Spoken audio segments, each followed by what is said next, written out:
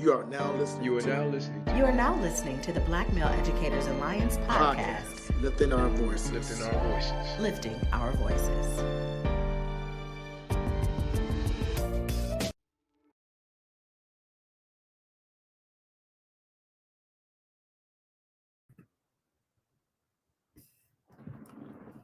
Jerry, you are on mute, my brother.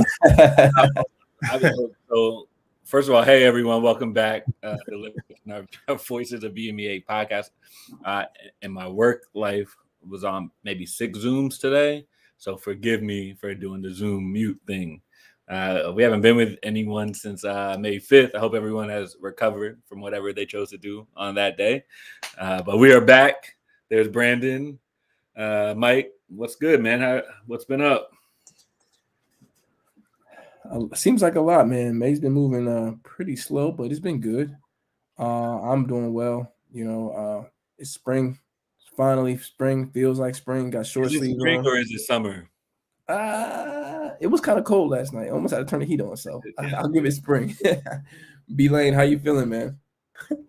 I'm with you on the chili last night. I told my wife, like, babe, what's happening right now? It's Michigan. All is well, man. My back is killing me. I tore up all my grass in my backyard to level my lawn so my kids can run free without breaking ankles. So, getting things together over here. Really outside, Brandon. Yeah. What's up, Chris? How you, buddy? I'm good. I was going to say, man, that's a real grown man move, leveling your yard. I mean, come on. I'll just be like, hey, right there, you got to watch your step. But now, okay, I see you, brother. I see you. Put some shelves up. Thought I was the man. Right. Leveling yards. Okay. I'm doing good, man. May has been, like I said, it's been a good month. I had to crack on the central air, last week. 2 days ago, it started getting a little cooler. But yesterday, the heat had to come back on. I don't know about y'all, but no, you can't turn it back on. You just listen, man. I sit that cold. If you've been around me, man, and my wife is worse than me, like we just got to be comfortable, man. We got to be not too hot, not too cold. So he had to come back on, unfortunately. But then I woke up this morning. It's kind of like, and I stepped outside. I'm like, I want to check the trash. You go outside, you come back in. Like, it's hot in here. So I'm like, man. All right, maybe we had a little too warm, you know what I mean? But it was necessary for a day. Good. Well, I'm glad everybody. That was a real adult conversation for about 2 minutes right there. We talked about HVAC and leveling yards. We usually do this every episode. What's new with BMEA? But what's new with BMEA, Mike? Hey, we got some news. We do got some news, man. Brandon has already been working full time under programming and partnerships, and I will be working full time come this summer under membership and community engagement, man. So that's the big news for me. Just engaging with our fellows, our alumni, getting us some activities going on through the year. Just keep everyone engaged and keep the party going, and obviously supporting with the fellowships and the professional developments. I got a lot on my plate, man, but I'm excited, man. Super excited, super happy, man. Well, thank you for sharing that, Mike. That wasn't the news I was necessarily referring to, but thank you for sharing. You want to get personal? We talked the organization overall. Organization news. There's big news. That is big news. Or pain. Take care of that. We're super excited to have received a $500,000 grant from the Channing Zuckerberg Initiative. So it will support us in delivery of our programs and fellowships, etc. And we're actually in the process of pursuing partnerships with schools right now. So if you're interested, you can reach out to me at brandon@bmeaofmichigan.org, and we can discuss a potential partnership. What it looks like to be developed under the Liberating Learners framework. Yes. And be on the lookout. We will definitely be having some activities this summer. So definitely be on the lookout. Some socials, end of the year, school year things, something in the summer. So definitely we'll be getting guys back in person, enjoying the weather. So definitely some things coming up. And I just want to add, because they kind of glossing over it a little bit. I might be why Lane is actually leveling his yard. Anyway, go ahead, Chris. You want to really set it out. I want to just say, I don't want to just understate the, just how much of an accomplishment that is. You have, there's donors and wealthy folks that look for, organizations to, I don't want to say invest, but like that they believe in. So I think to get that large of a sum, it's a testament to the work that BME as an organization has put in over the years, but also the need, right? I don't think it's by accident that people who are really interested in trying to improve education are interested in supporting our initiative and other initiatives like this. So I think it's just kudos to the team, kudos to, obviously it's way more than just this podcast, but like the programming folks. And we've been on the ground for years. I saw something from BMEA like from 2017, you know what I'm saying? And I think people, we just have stayed committed and kept growing through it. So I'm just proud of the team and congratulations to everybody, because that's a huge accomplishment. And, more good work on the way. Absolutely. Round of applause for BMEA. And just shout out to, Channing Zuckerberg Initiative for really seeing the work that we do for what it is. Absolutely. Super excited and grateful. But we're about that life. Yeah. So, typically we will transition from what's new with BMEA into some hot topics. But as we mentioned on the last episode, May is Mental Health Awareness Month.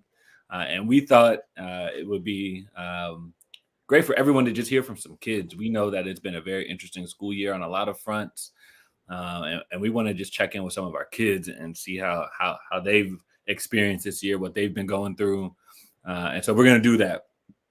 So we may get to some hot topics towards the end of the show, but we're going to jump right into our guest. We want to welcome two seniors from University Prep Science and Math High School, Alize Snyder and Kemp Weathers. Hi. Hey, how y'all doing today? Good, man. Good. I mean, we appreciate you guys for having us, for joining us today, man. And really excited to hear your thoughts. We usually have teachers and adults and educators. So I've always said it's important. Students are the most important piece to the school puzzle. So definitely want to hear you guys' thoughts and just how's everything going. So just to start it off, tell us how you're feeling. Like how has this year been? Kemp, do you want to go or do you want me to? Sure, I'll go. Okay. So this year has been very interesting. It's different from any other of my past years being a student in school. Let's just start with that. I say, yeah, it was definitely different. Considering we had to transition, and then on top of that, we did have our virtual weeks and our in-person weeks and all the back and forth. Kind of made it difficult to keep up sometimes. But I do enjoy being back in person. So you say in person definitely was better than the virtual year? In a sense, the transitioning made it a little difficult to be back in person, but I do enjoy it. Kent, what about you? I like being back in person. The virtual year was cool. It kind of helped me find myself and really master my own academic pacing. However, being in person, getting to be around everybody and kind of, talk to my peers, and I like that a lot better. Can I ask a follow-up to something Alize mentioned, just the transition? I was in some meetings this week, and we were talking about the transition back in September, and a lot of folks feel like we just sort of took a year off of, traditional routines of school, and then we just dropped it right back on everybody, right? Show up at this time at 5 days a week, do this, do that, all the stuff you should know how to do. Do you feel like if we had eased in kids back into school, that would have been an easier transition for you, Alize? Definitely. I think, it was getting back into that routine, because when we were virtual, we were starting at like 9 o'clock, which was easy. We got to sleep and up, and then we had free time, to do the things that we needed to do at home. We could multitask, be in class, and do the chores our mama asked us to do and things like that. And then one day they were just like, okay, be at the school at 8 o'clock. And we're like, oh, like that was definitely like something I had to adjust and then adjust to. And then on top of that, I was doing dual enrollment So I had to be up even earlier to get to the college, and then from the college get back to school before, they wouldn't let me in anymore. So it was definitely a lot. And tomorrow's our last day, and I still didn't fully get into that routine like I used to be. Yeah. What's up, y'all? What has been like the hardest thing to like cope with since the beginning of the pandemic? Alizé, I know you just finished, but I'll invite you to start us off, and then Kemp, you follow up. Okay. I don't know. I want to say the people, because we left the school and we were like, what, 15 and 16, and then we came back. People were like 17, 18, some people 19, and so like us as individuals, we grew. And then when we went back in person, I was like, oh yeah, I can reconnect with the people I used to talk to every day. And then I started talking to them, and I'm like, oh, like you're not really the same. So that was also difficult for me because I'm a people person. So I ended up going to school and not talking to anyone because I feel like I did way more maturing over quarantine, and most people did, like a lot of playing around and just, I don't know, not taking things seriously. So having to readjust to the new people and, the new routine, all of that, it was kind of a lot to deal with. Yeah, I think for me it was kind of the same. It was really adjusting to the pacing, from kind of being at my own pace and moving how I wanted to move, since everything's pretty much shut down in my own comfort zone, to coming back in person where the pacing was kind of more structured and things were back in the norm. So that was probably one of the hardest things for me to cope with. Yeah, appreciate that perspective from both of you. So I got a question just about obviously the pandemic, which is, I think someone told me we went like maybe the 7th like wave kicking back up. If you look at when the numbers start to go, it may be more. I feel like we talked about it a number of times on the show, but I'm curious from a student perspective, when you obviously we went through different ways, being shut down, being online, coming back. How did you learn to deal with stress? And maybe Alizé can kick us off with this. I know you mentioned that, you came back more serious. I don't know if you had any traumatic experiences during the pandemic or not. That's not, you don't have to get into those kind of details if you don't want, but I'm just curious, like, how do you process the stress? I think we all were under it. We all were impacted in some way. So I'm curious, did you learn new ways to deal with it? Or was it something that you struggled through to learn it and you emerged having it? Like, how did you all build that up? So I did lose my grandma during the pandemic, April of last year. I feel like that kind of was my push. It caused me to be, a little bit more to myself. Because on top of that, there was other things going on. And when I get overwhelmed, I tend to just kind of shut down and distance myself. And I found myself doing a lot of that, when we got back into school too. Soon as someone started acting funny, I was gone. Like the whole trying to rekindle friendships and things like that. It just wasn't me anymore.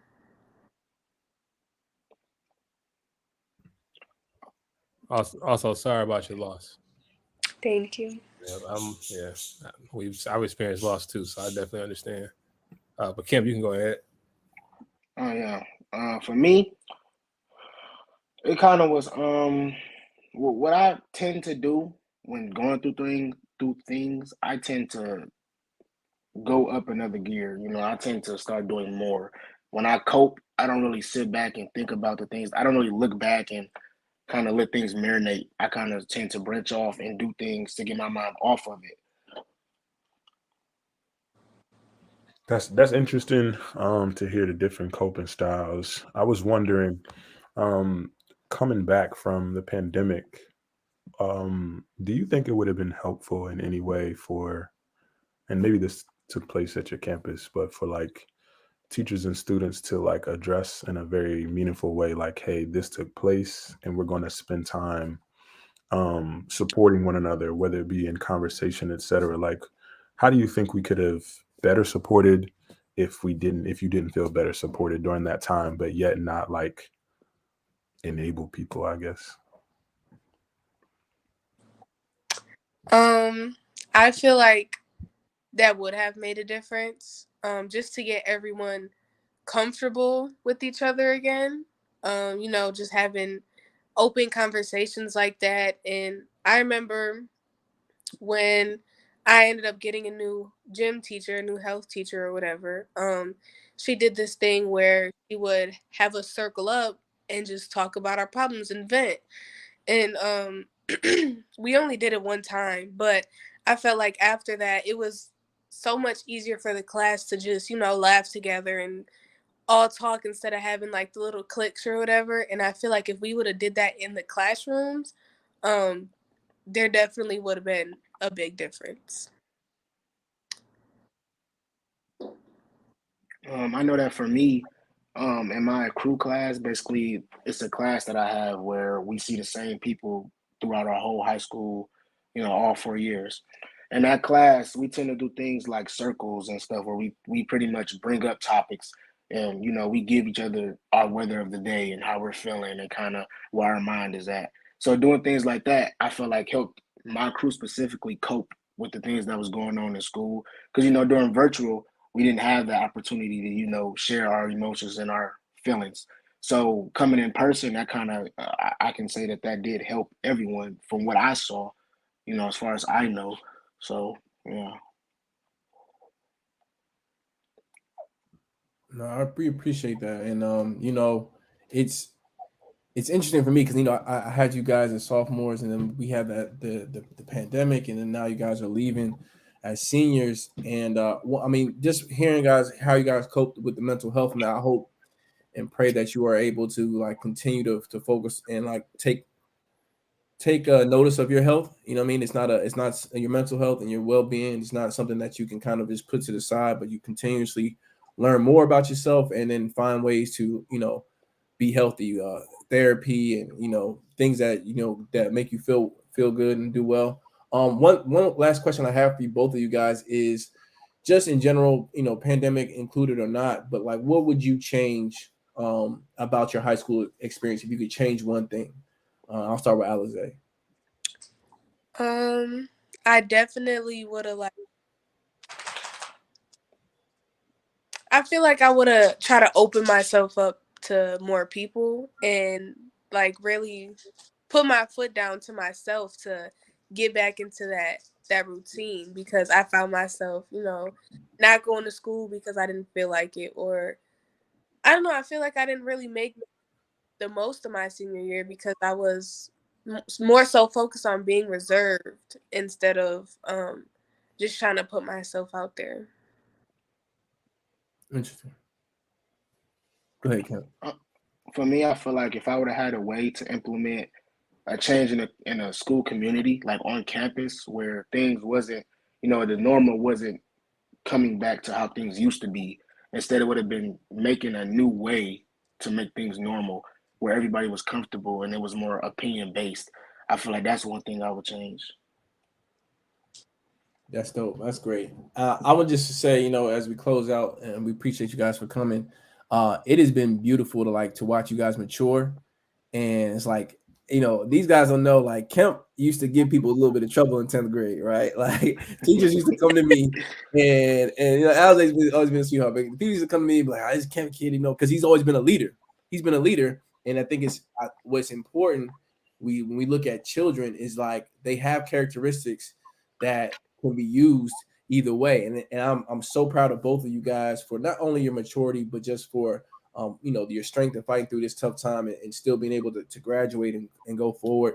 We want to wish you the best with all your endeavors moving forward. We're excited for you guys, and we appreciate you so much for joining us. Thank you for inviting us. Appreciate you. Thank you. Please, I would love to be back on the show. All right, you come back twice. You become a friend of the show. Be a friend of the show. Yeah. Tell us Good about your having experience y'all. in high school. Yeah, definitely. Thanks for coming through. Yeah.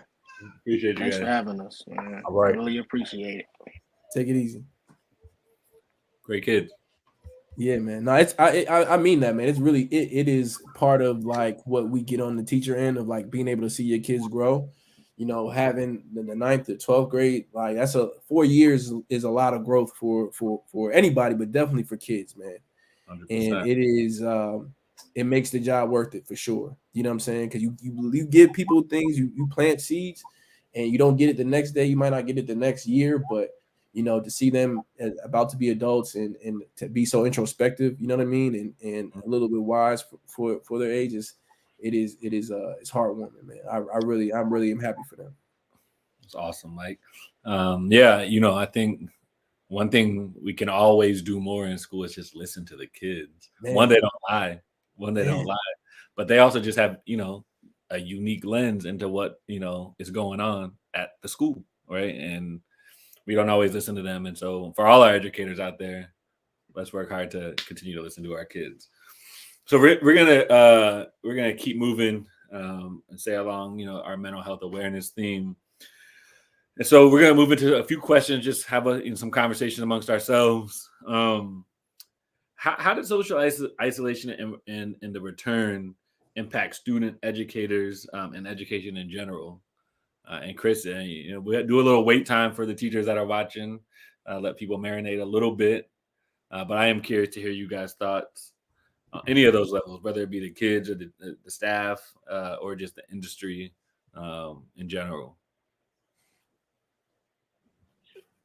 Yeah, I can just speak to, I think, I really like what Alizé said. I think I've seen this to some degrees, even with adults. I think when you spend so much time away and kind of working virtually, you kind of lose some of that. Excuse the birds in the background. I'm at my parents' house. They have pet birds. It is springtime. Oh, it's inside. They are. Yeah, in the house. I'm not like, you know, in the rainforest or something. No, they have some parakeets, but they got things to say. Right. I do want to say that I think that, you know, being away, especially in the fashion that we were, I think a lot of us went into like survival mode, you know. At one point, going to the grocery store is like a badge of honor. You know what I mean? You didn't know what was going to happen. And then only people you saw, if anybody, was like your closest family, right? I think the only place I even went on a couple of times was my parents' house, you know, at the beginning. Like wherever, if you were okay getting corona from that person, then you could go see it. Right. Yeah. They had to be really worth it. And, you know, so for me, that was like, I really didn't go anywhere. But I think when we got back in person, I think people were, I don't know, I think some people were like maybe longing for a connection, but some people were a little closed off. Like, you know, I think it just, I don't know, you just lose some of those connections a little bit. And I'm sure that wasn't the case for everybody, but I think it put some things in perspective. And I think you have to like allow that time to like really build those strong connections. I do find myself, I was just a little bit more reserved because you go through some traumatic events. If you lost anyone, if you knew someone who was sick, not to mention the fact that it's still out, you're not like necessarily jumping at the opportunity to go hang out with somebody after. At least I wasn't, you know what I'm saying? So I think for that, and I think what Alizé said from a student perspective, just the growth that can occur away. Yeah, you can't come back and the person that's your friend, you know, you may know that you all have some different values or different priorities at that time. So I don't know. I think you always kind of got to find your groove and rebuild relationships and kind of be open to new ones. So I think it's important to create space for that, right? In a non sort of invasive way to let people kind of warm back up to. I think just now people over the last, you know, couple months or so, people kind of getting back to that.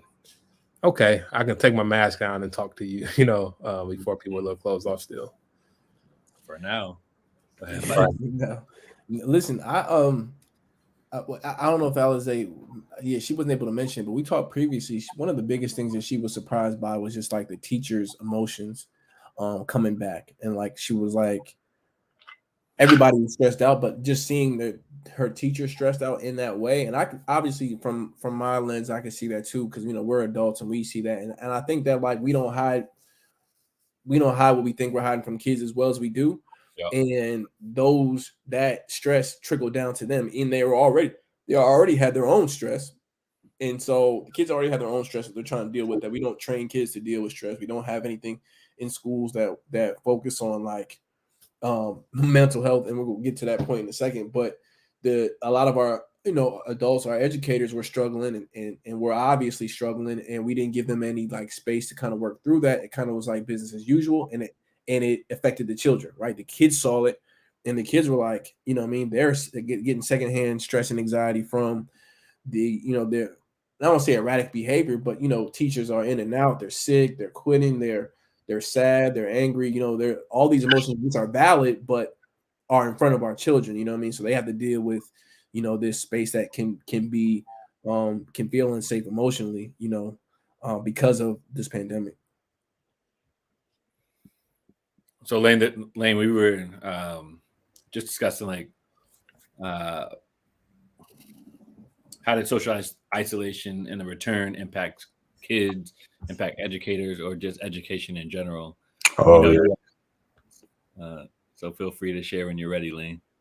Oh man, I came in on some fire, so I didn't want to sound too ignorant and just try to like go crazy. But I heard something along the lines of not supporting students in developing the skills to respond to like anxiety or stress. And my response was, man, what? It's real. And I think it's because, I don't know, I'm not going to blame anybody at this point, but the original, like, I guess, model in education was just focused on cognitive development, but you can't really develop a whole child without really addressing both the social and emotional, right? So I think that's super important. The isolation, how do I think it impacted students? I think it depends, to be honest. As you see with different perspectives, as you see with Kemp, he was like, hey, I kind of thrived, I matured. I think Alizé, she had some challenges, but she also matured, but still they both came back different. He might have leaned in and turned up a bit as it pertains to engagement, and she kind of fell back. I think for teachers in the same way, it depends. But I'd say also in general, I think people were ready to come back when it was time to come back. I still think kind of somebody asked, should we had like a gradual return in some ways? And I think that may have been helpful in our return. Some people experienced tremendous loss. We had colleagues who lost 2, 3, 4, and 5 people, during the pandemic, and are still impacted. You know what I'm saying? Your sense of family, your sense of time. It's almost like we had our own Marvel blip. You know what I'm saying? Like what happened? You know what I'm saying? Kids are taller, so many different things. Voices got way deeper. Man, it's like what happened? And even for some of our students who didn't get to go to prom and things like that, I think those are some meaningful moments that they missed out on, so not the end of the world, but that means something it would have meant something to me at 17 or 16 or 18 years old. I'll stop there. No, and I think one of the things, and I think Jerry can speak to this too, we knew it was going to be rough coming back, but one thing that I thought was apparent was just like how students were taking out their anger and like dealing with conflict. Because what people didn't realize is that this whole year of isolation, kids are still talking to each other through social media, through video games. And the biggest thing I talk to people about, parents, students alike, is that communication through the computer and through the phone does not translate the same in person, because of like there's not an immediate response or reaction or like consequence for your choice of words. So what happened was when we got back to school, kids were fighting the first week off of something that happened over the summer or something that happened last year. Like people were cashing in checks that people had been written to them over the virtual space because I didn't have to see you in person. I'm just keeping it real. Like we have a generation of kids who are of this social media space, and you get these video games where you can talk trash to people, blah blah blah. You can make fun of people on social media and not have to deal with the consequences of big facts. And kids aren't in what we understand about like social development is that like you learned early on, like there is a reaction to my action, but that reaction was missing for a lot of our children. So they came back and there was a lot of fights, a lot of altercations, man, talking to these children and kids fighting their friends, people that they've known since middle school. There was a lot of that, and fights over something very small because people were obviously like already upset. People had very short tempers, and then also there was this, anxious, like just anxious from people being around. Yes. Very kids were super anxious coming back, and they talked about it. But like you said, Jerry, we don't do a lot of listening. You know, a lot of schools is 90% like talking to kids or at kids. And I just noticed just from that lens and being around and talking to the kids, not having to be their teacher, I can have real conversation with them.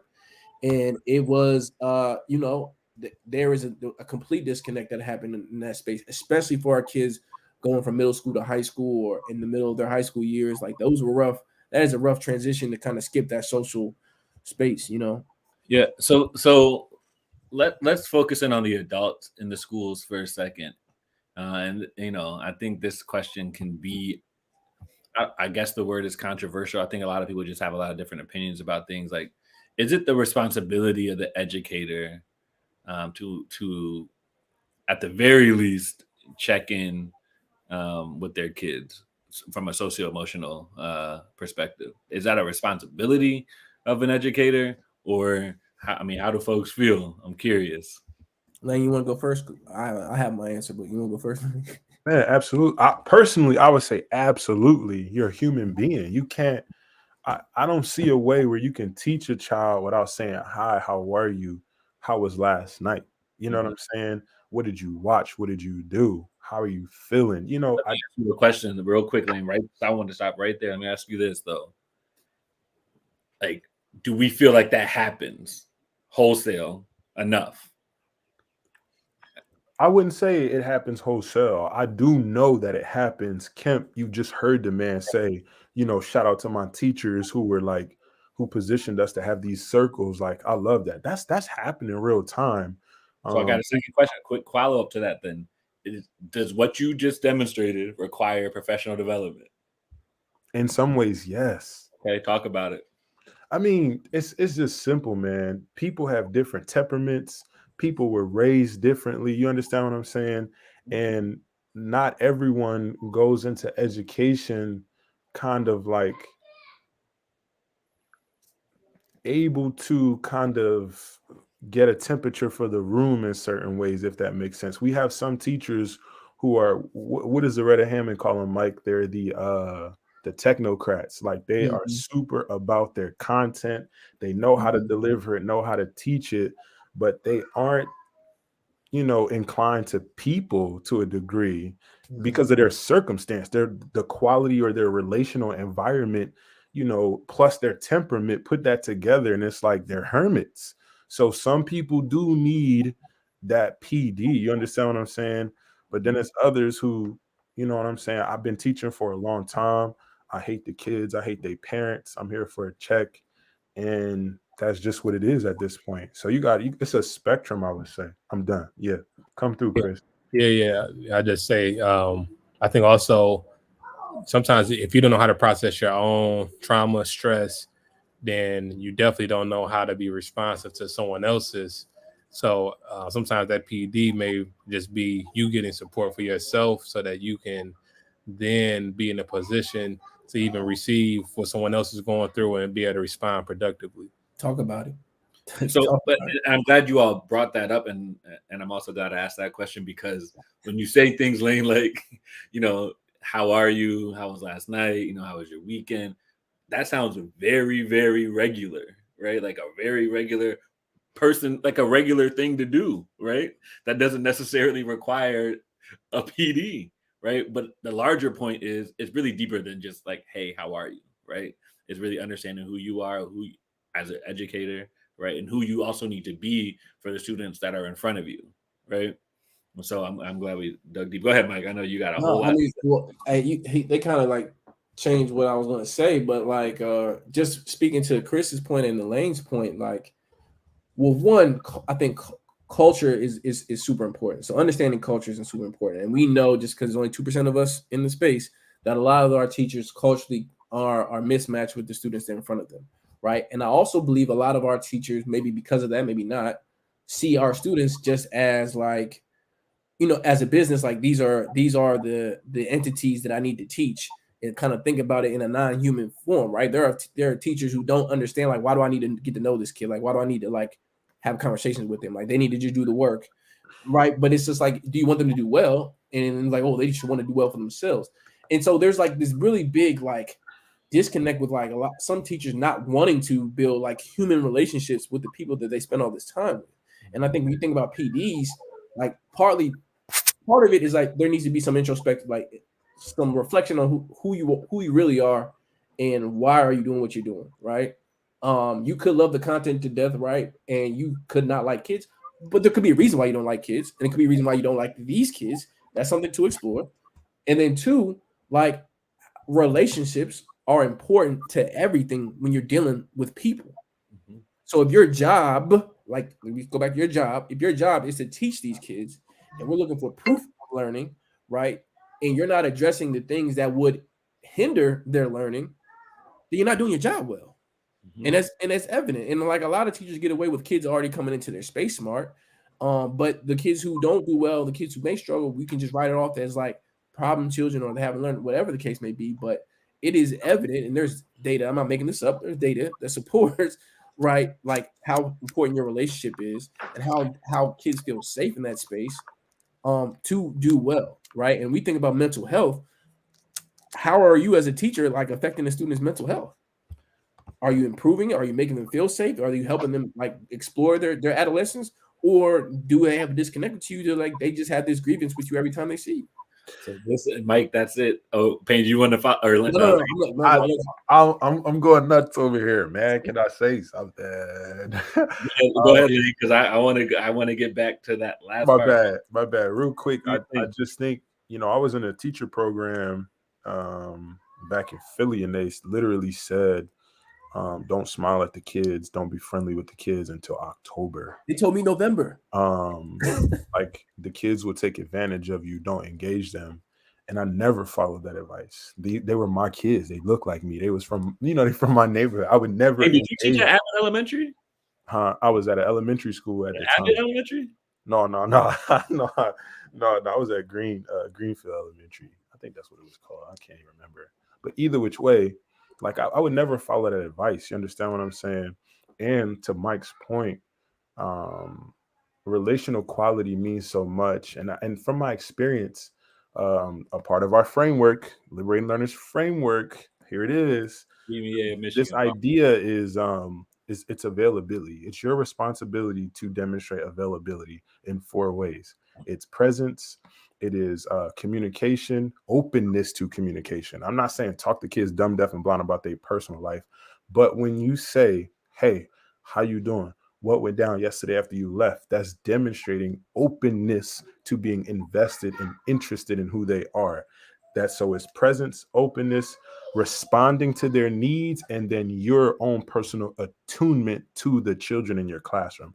Those 4 things, the research says if you implement them with fidelity over time, that allows you to be a secure attachment figure for your students, which leads to all of those positive outcomes. We got to get it together. So that's PD for you right there. Holla at us. We used to do 5-minute PDs at one of my old schools, and I was like 2-minute PD. That was great. But let me ask. So we always, we talk about expectation, right? And alongside expectation, you got to have support, right? And so do we feel like for teachers who are going through their programs, do they get the support necessary or the development necessary to be that secure attachment for a kid? Right?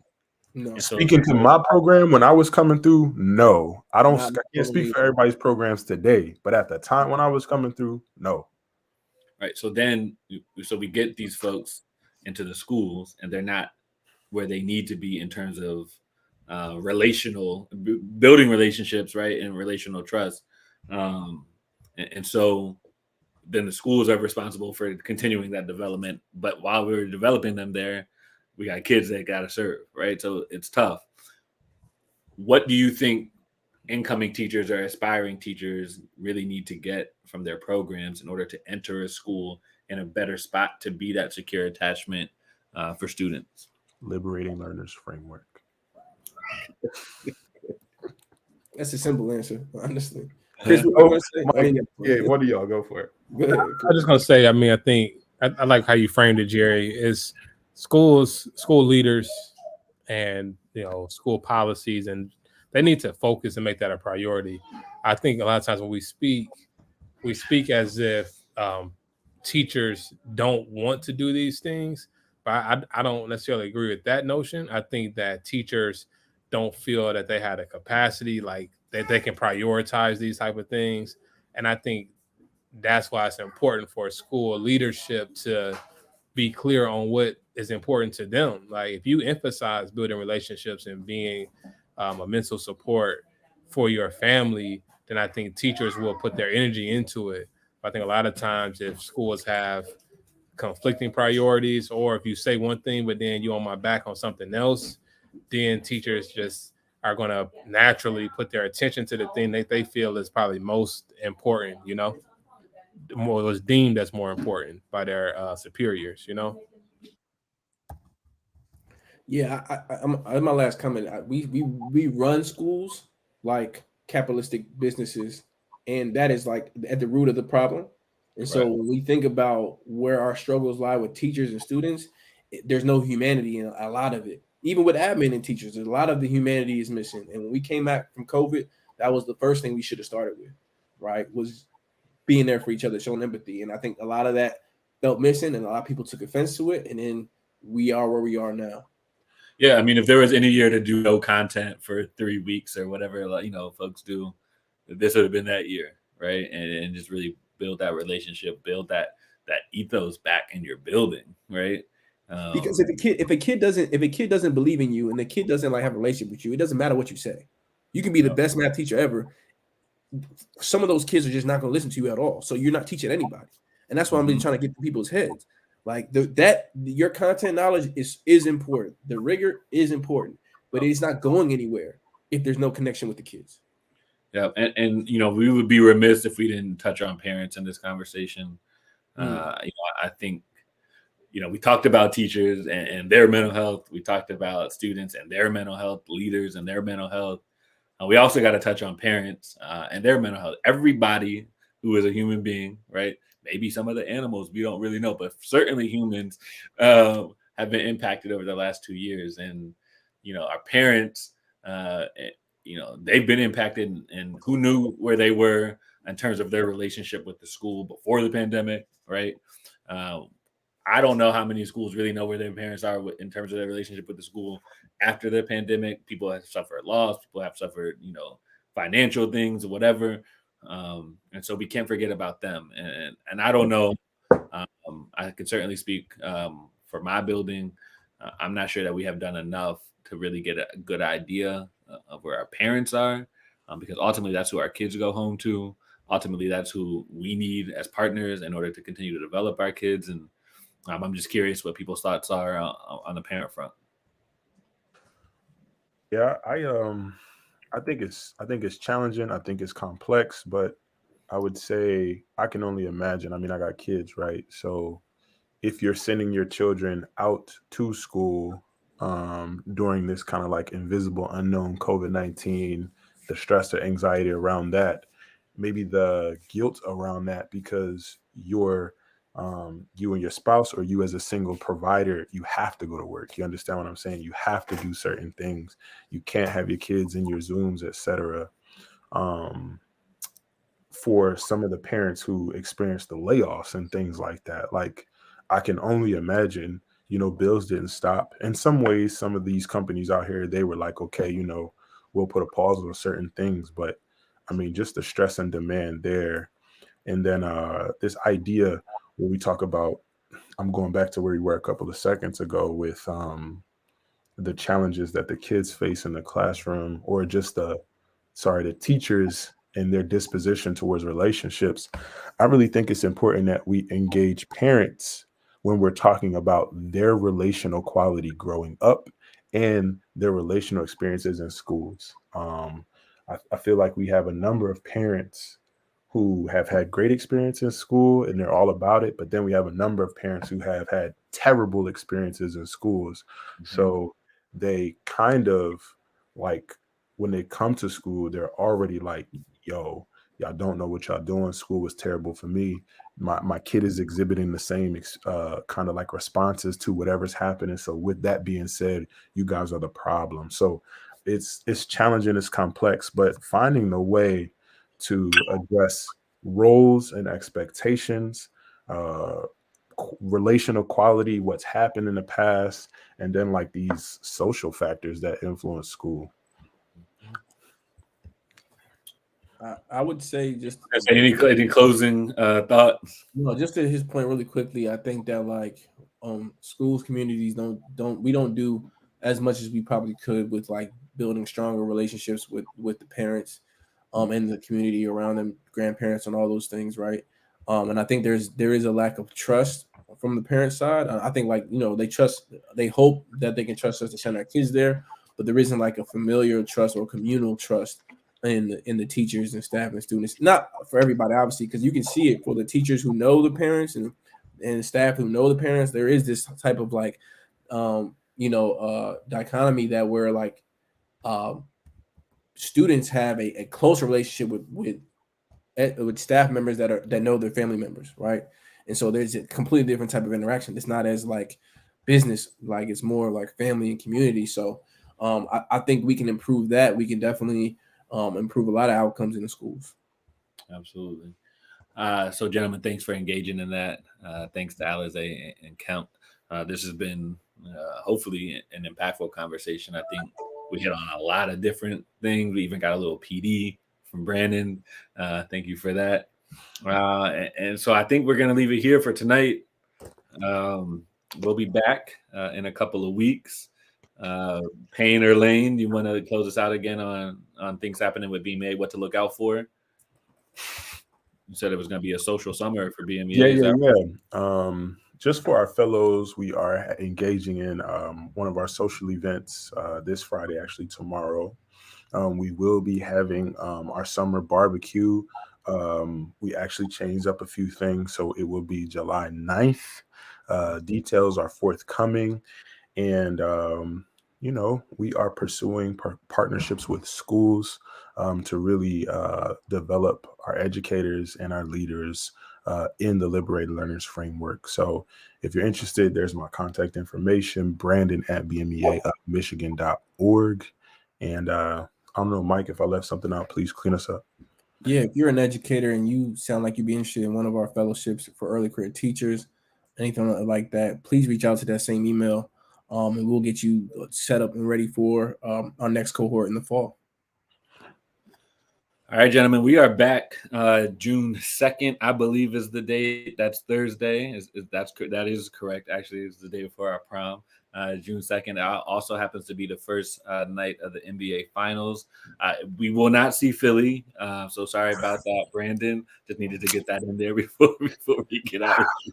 I knew I wasn't going to make it out of here without. Hey, we need predictions before we get to that episode, because I want to run the tape back. So I need my predictions right now. Who you got? All right. Well, unfortunately, I think Miami is going to take out Boston. I love Jason Tatum. I hate that the Lakers took ball over Tatum. But I think Miami has got it on the East. And of course, it's crazy, but the Warriors are back. Yeah, I'm going with Jerry. I got Boston and Golden State. Golden State was my pick. I think I said that beginning of the playoffs. We gonna roll the tape back. I did. Roll that tape back. I said Golden State was gonna win, and it's just looking like it. So Draymond looked like old Draymond last night. It was crazy. Man, right, so we're gonna split it. We're gonna split it because I do think Jimmy Buckets is getting underrated, but I don't think he got 40 in him 4 more times. I want to take the Celtics and the Warriors. Okay. Right, so we split it even. We'll see who comes out on top of it. Good picks, Mike. Good picks, man. Please follow us everywhere at BMEA Michigan. Like, comment, all that, subscribe, all of that. And we will see you all in 2 weeks. This is Lifting Our Voices, a BMEA podcast.